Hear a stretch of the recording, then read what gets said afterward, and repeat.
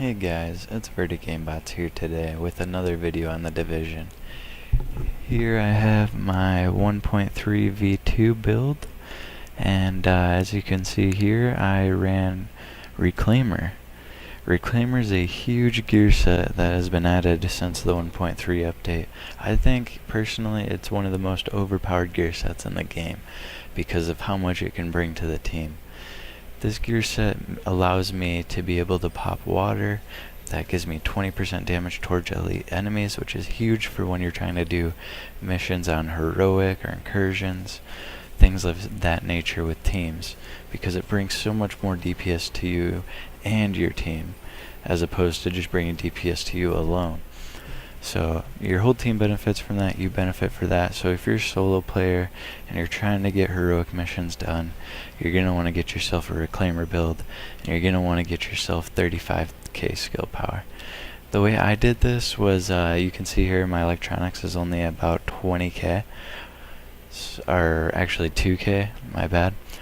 So my skill power should be about 20k, but it's not, it's much higher. It's because I have, for a major attributes roll on my backpack, I got 7.3 skill power about coming in, and then on my mask I have 5,000 skill power coming in on that as well. So you want to get that skill power up because you want to benefit your team in any way that you can. I have the blind gear set on, as you can see, as well. It gives me 20% pulse critical hit damage. So what I bring to the team is 100% critical hit damage increase when I pulse, 35.4% critical hit chance increase when I pulse, and then when I pop smart cover, and you'll see me in the video, I'll have a Dragon's Nest incursion video of me playing with just random people I've match made with. Got in a random group and was able to get through it with just a couple bumps. Nothing too major, it was pretty easy.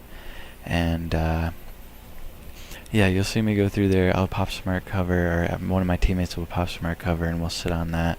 Mitigates a huge amount of damage, 60% damage resistance here, and also gives us 46 extra increase amount of damage against other players and NPCs. So those are all huge. You want to be able to get a good amount of skill power, but not too much. You want to go crazy with it because it will become less efficient after that point. I managed to keep enough firearms to activate my skills here on my PP19. I have Deadly and Accurate, which is pretty nice. And then on my first wave M1A, I have Deadly, Sustained, and Prepared. I've been rolling and rolling and rolling at the recalibration station to try to get skilled, because that would help out this kind of build so much. If you could get an M1A with skilled, get those headshots, get that skill back quicker, that'd be just more you could bring back to your team, and increase your rate of succeeding in your heroic missions. Yeah, for attachments, I've got a suppressor that gives me accuracy and 7% critical hit chance. I like that accuracy so I can keep shooting them and be able to rebound onto their head every shot after the recoil.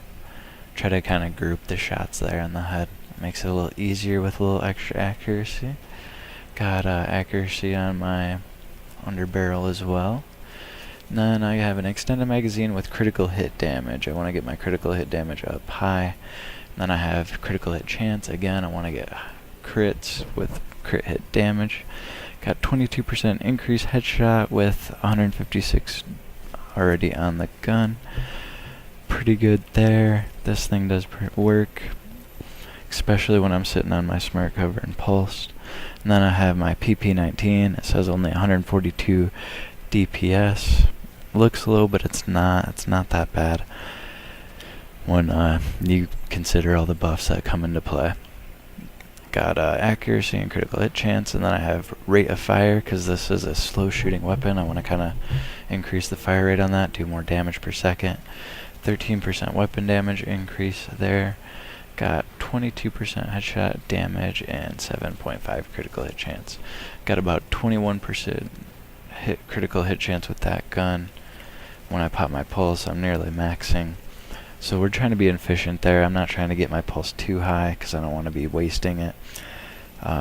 on other attributes that I can be getting. And I have 450k toughness, about 112k health. Not bad. My gloves need a little work here, obviously.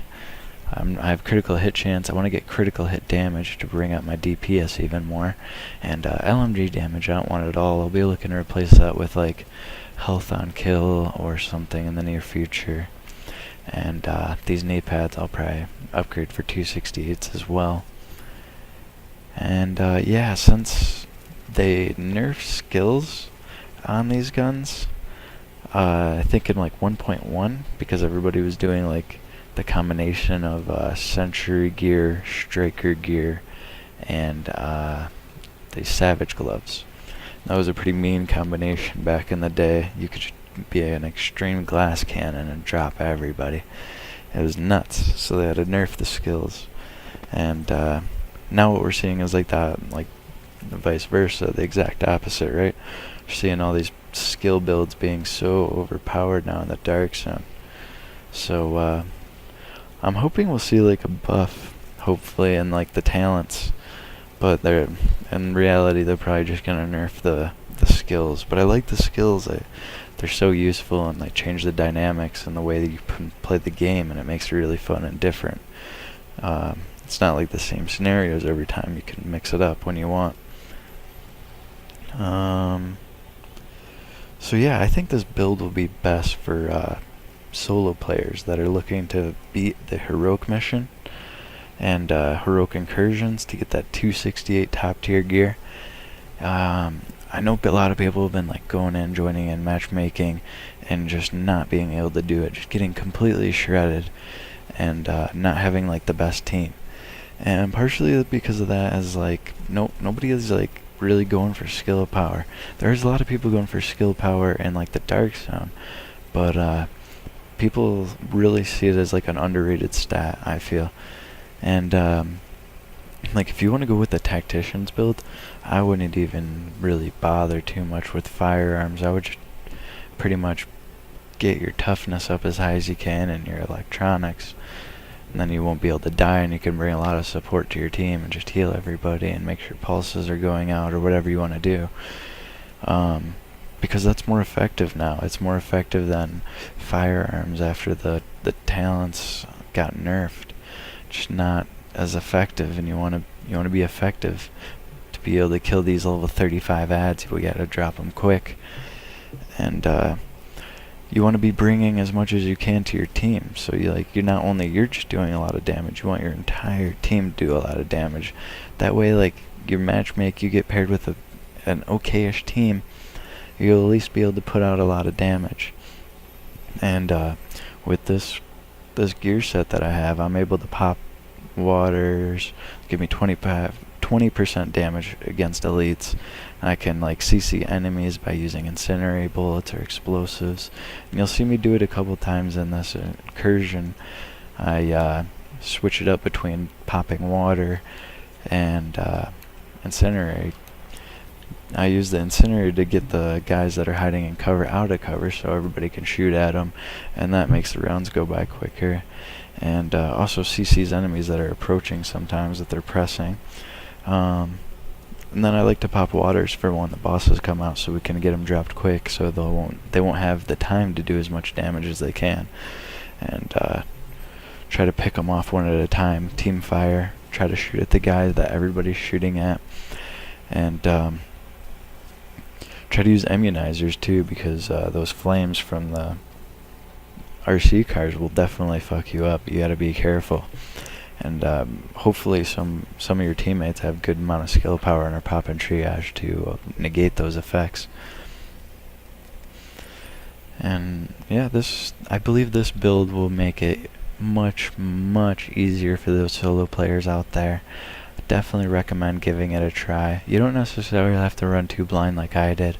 I just do it in case like I want to run the pulse. I get full efficiency out of that pulse without having to raise my skill power higher.